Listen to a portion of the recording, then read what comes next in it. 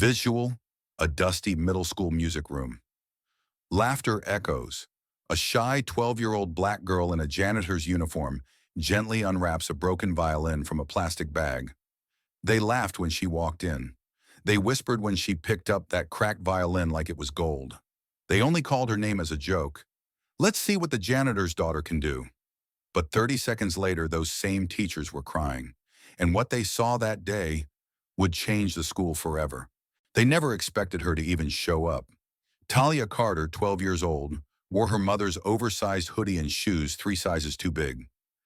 She was the quiet kind, the kind who sat in the back of class, doodled on worksheets, and left before anyone could say goodbye. Her mother, Miss Linda, mopped those same school hallways every night, and most kids didn't even know her name. To them, she was just the janitor's daughter. Mr. Kellerman, the music teacher, was the type who showed favorites. He believed talent came from pedigree. When he saw Talia's name on the talent audition list, he chuckled loudly. "I didn't know cleaning floors came with musical genes," he said, loud enough for the class to hear. They didn't invite her to encourage her. They invited her to humiliate her. And yet, she came. When her name was called, Talia walked up slowly. A hush fell over the room, but not out of respect, out of amusement. She was holding a violin. It was old, dusty, with one string barely hanging on. "Do you need a chair?" A teacher smirked. Talia shook her head. She didn't say a word. She just raised the violin and closed her eyes. She played. But what came out wasn't just music. It was pain. It was loneliness. It was the sound of empty lunch tables, of scraped knees and whispered insults. It was her mother's hands, calloused from bleach and mops, and it silenced everyone. The room was frozen. Mrs. Goldstein, the strict math teacher, took off her glasses and wept openly. Mr. Kellerman's smirk was gone, replaced with something raw and ashamed. Even the students, usually buried in phones, were wide-eyed. Talia kept playing.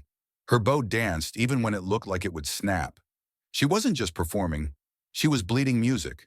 And when she finished, no one clapped. Not because it wasn't worthy, but because no one remembered how to breathe. Mr. Kellerman finally stood.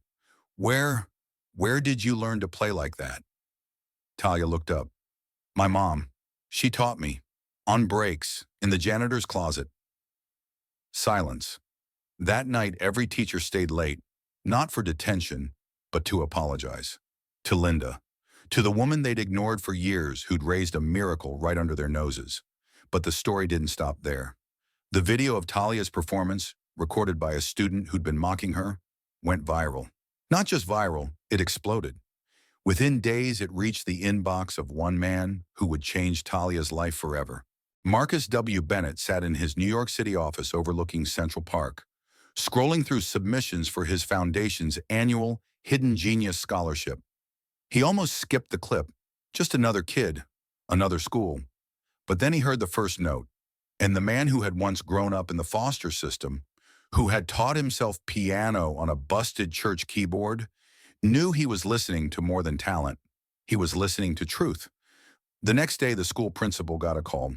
By Friday, Marcus Bennett himself walked through the doors of Jefferson Middle School. Not in a suit, in jeans and sneakers, and he asked one simple question. "Where's the girl with the broken violin?" He met Talia, spoke with Linda, then made an announcement in front of the entire school. From today on, Talia Carter is not just a student. She is the newest Harmonia Fellow, full scholarship, private lessons, national stage. And her mother? She's the new head of our school maintenance wellness program with full benefits and dignity. The auditorium erupted, but not louder than the sound of one girl's dreams finally being heard. That day, the same teachers who had laughed were the ones clapping the loudest.